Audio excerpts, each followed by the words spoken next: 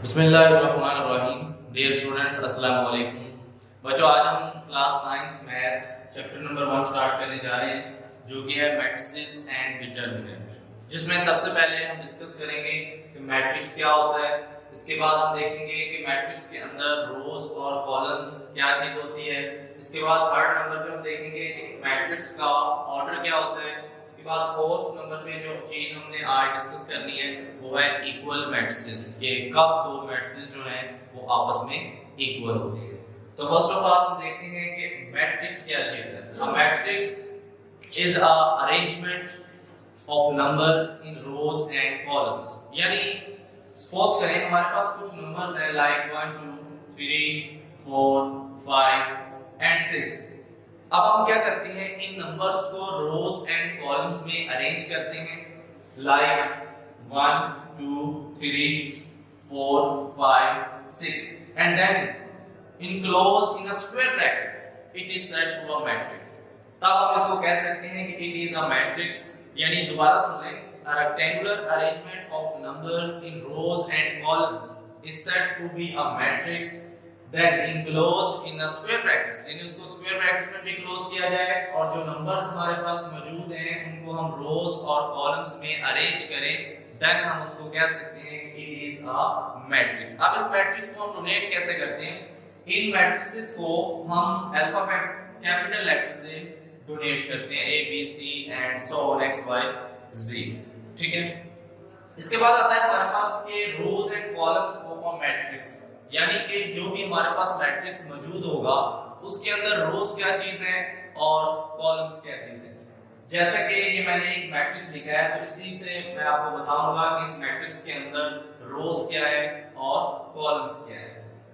ये हॉरिजॉन्टल वे में जो नंबर्स लिखे हुए हैं इनको हम रोज कहते हैं। लाइक 1 2 3 हमारी फर्स्ट रो है एंड 4 5 6 ये इस मैट्रिक्स की सेकंड रो है। इसी तरह वर्टिकल फॉर्म में यानी ऊपर से नीचे की तरफ जो नंबर्स लिखे हुए हैं इनको हम कॉलम्स कहते हैं। Like 1 4 2 5 it is second column, 3 6 it is third column. दोबारा सुन लें, किसी भी मैट्रिक्स के अंदर such number that are written in a horizontal way called rows like 1 2 3 and 4 5 6 this matrix has two rows and the numbers which are represented in vertical way up to down, ऐसे number जो ऊपर से नीचे की तरफ लिखे जाते हैं इनको हम कॉलम्स कहते हैं। तो अगर आप देखें इस मैट्रिक्स की जो कि मैंने एग्जांपल लिया है, इस मैट्रिक्स में हमारे पास 2 रोज हैं, ये फर्स्ट रो है, ये हमारे पास सेकंड रो है, और इस मैट्रिक्स में हमारे पास 3 कॉलम्स हैं, ये फर्स्ट कॉलम है, ये हमारे पास सेकंड कॉलम। इसके बाद हमने थर्ड नंबर पे जो चीज डिस्कस करनी है वो हमारे पास है ऑर्डर ऑफ अ मैट्रिक्स, कि किसी भी मैट्रिक्स का ऑर्डर क्या होता है। तो सबसे पहले हम एक एग्जांपल राइट करते हैं। यहां मैं एक मैट्रिक्स राइट करूंगा जिसमें एलिमेंट्स हमारे पास है 2 3 5 0 9 1। ये मैंने एक एग्जांपल के तौर पर एक मैट्रिक्स लिया है, तो इससे मैं आपको समझाऊंगा कि किसी भी मैट्रिक्स का ऑर्डर क्या होता है। Number of rose and columns specifies order of a matrix. यानी किसी भी मैट्रिक्स के अंदर number of rose and number of columns उस मैट्रिक्स के ऑर्डर के बारे में बताते हैं।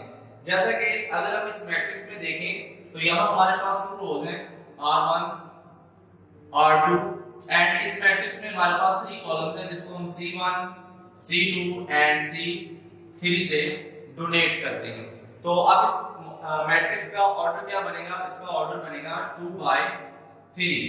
फर्स्ट हमने रोज को देखना है, इसके बाद हमने कॉलम्स को देखना है। लाइक अनदर एग्जांपल हमारे पास मैट्रिक्स भी है जिसमें हमारे पास एलिमेंट्स हैं 2 3 4 5। अगर हम इस मैट्रिक्स का ऑर्डर देखें तो it has 2 rows and 2 columns, so its order is 2 by 2। इसका ऑर्डर होगा 2 by 2। सिमिलरली हमारे पास मैट्रिक्स ही है 1 2 3। दिस मैट्रिक्स हैज ओनली 1 रो, तो इस मैट्रिक्स का जो ऑर्डर हमारे पास बनेगा 1 by 3 बनेगा, क्योंकि it has 3 columns 1 2 and 3 and only has 1 रो। इसके बाद आते हैं फोर्थ नंबर पे जो चीज हमने डिस्कस करनी है कि कोई भी दो मैट्रिसेस जो हैं वो इक्वल कब होते हैं। तो सबसे पहले हम मैट्रिक्स लेते हैं, ये हमारे पास मैट्रिक्स ए है जिसके एलिमेंट्स हैं 2 3 5 4। तो एक मैं मैट्रिक्स और लिखता हूं क्योंकि जब हमने टू मैट्रिसेस को इक्वल कंपेयर करना है तो वहां हमारे पास टू मैट्रिसेस होंगे जिसको मैंने फर्स्ट को ए कहा है और सेकंड को बी कहा है, जिनको मैं इक्वल प्रूव करूंगा।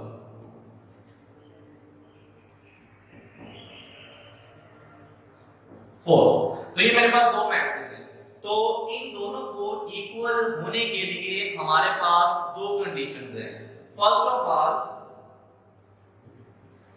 Order of A equal to होना चाहिए ऑर्डर ऑफ बी। सबसे पहले तो जो ऑर्डर हमारे फर्स्ट मैट्रिक्स का है वही ऑर्डर सेकंड मैट्रिक्स का होना चाहिए। ये हमारी किसी भी दो मैट्रिसेस को इक्वल होने के लिए फर्स्ट कंडीशन है। इसके बाद सेकंड है corresponding entries are same, corresponding entries are same। अब corresponding entries कौन सी होती हैं? फर्स्ट मैट्रिक्स की फर्स्ट एंट्री सेम होनी चाहिए सेकंड मैट्रिक्स की फर्स्ट एंट्री की, जैसे कि यहां हमारे पास 2 है और इसकी फर्स्ट एंट्री भी 2 है। इसी तरह यहां है। इसी तरह अब हम सेकंड एंट्री को देखेंगे कि क्या सेकंड एंट्री जो फर्स्ट मैट्रिक्स की है वो सेकंड मैट्रिक्स की सेकंड एंट्री के इक्वल है। यहां हमारे पास 3 है तो 4 - 1 यहां भी हमारे पास 3 आ जाएगा, इसमें 3 = 3 है, हमारी सेकंड एंट्री की सेम है। इसी तरह थर्ड एंट्री की बात करें, यहां 5 है, यहां 4 + 1 ये भी 5 हो जाता है, हमारी थर्ड एंट्री भी सेम है। इसी तरह अगर हम फोर्थ एंट्री की बात करें, ये दोनों 4 4 है, इट्स मीन इन मैट्रिसेस की हमारी तमाम जो 4 एंट्रीज हैं वो सेम है।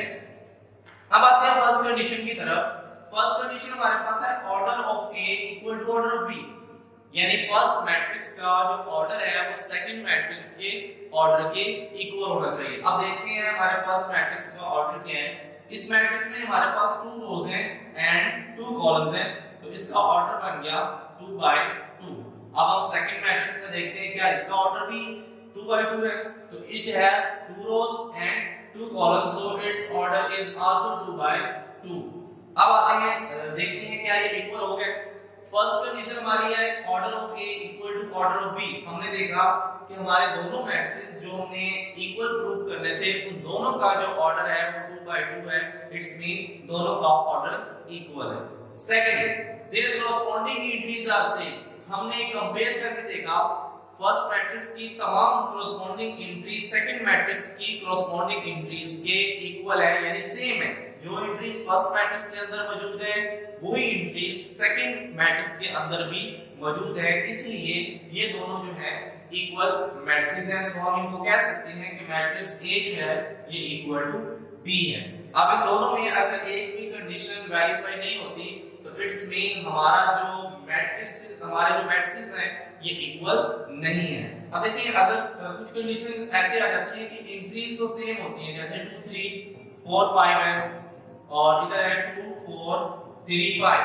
अब इसमें देखिए इसमें भी 2 3 4 5 है, उसमें भी 2 3 4 5 है, लेकिन तब्दीली यहाँ ये है कि इनकी कॉरस्पॉन्डिंग एंट्री सेम नहीं है। कॉरस्पॉन्डिंग का मतलब होता है कि फर्स्ट एंट्री फर्स्ट के इक्वल हो, सेकंड सेकंड के इक्वल हो, यानी कि जो इसमें एंट्रीज हैं वही इसमें हो तो इक्वल नहीं होता, उनकी कॉरस्पॉन्डिंग एंट्रीज भी सेम होना जरूरी है, then they will be equal like this matrix. Okay, इसके बाद हम एक्सरसाइज में आते हैं। एक्सरसाइज में हम देखते हैं कि हमारे पास कौन से मैट्रिसेस जो है उनको हमने किस तरह इक्वल प्रूव करना है। तो एक्सरसाइज हमारे पास 1.1 है जिसमें हमारे पास कुछ क्वेश्चंस गिवन है जिनका सबसे पहले हमने ऑर्डर बताना है। तो मैं यहाँ एक मैट्रिक्स राइट करूंगा जो कि हमारे पास E है। तो मैट्रिक्स E की जो एंट्रीज है हमारे पास A B C D E F, इसका सिंपली हमने ऑर्डर बताना है। अभी रिसेंटली हमने ऑर्डर ऑफ मैट्रिक्स के बारे में पढ़ा कि मैट्रिक्स का ऑर्डर क्या होता है, number of rose and number of columns. तो सबसे पहले हम देखेंगे इस मैट्रिक्स में हमारे पास कितनी रोज हैं, R1 R2 एंड R3। इस मैट्रिक्स में हमारे पास 3 रोज हैं एंड कॉलम्स को देखें तो C1 and C2। This matrix has 3 rows and 2 columns, so its order will be 3/2। 2। इसका ऑर्डर क्या होगा 3/2। इसी तरह हमारे पास क्वेश्चन नंबर 2 है कि जिसमें हमने बताना है कि कौन सा मैट्रिसेस जो है वो इक्वल है। ये आप लोग बुक से इजीली सॉल्व कर सकते हैं। जस्ट आपने दो चीजें देखनी होती हैं इक्वल प्रूफ करने के लिए। फर्स्ट कि उनका ऑर्डर सेम हो, दूसरी कि उनकी करस्पॉन्डिंग एंट्रीज जो है वो भी सेम हो, then they will be equal. ठीक है, इसके बाद हमारे पास क्वेश्चन नंबर 3 है जो कि आपको एज ए होमवर्क है, इसको आपने सॉल्व करना है, उसकी प्रैक्टिस करनी है।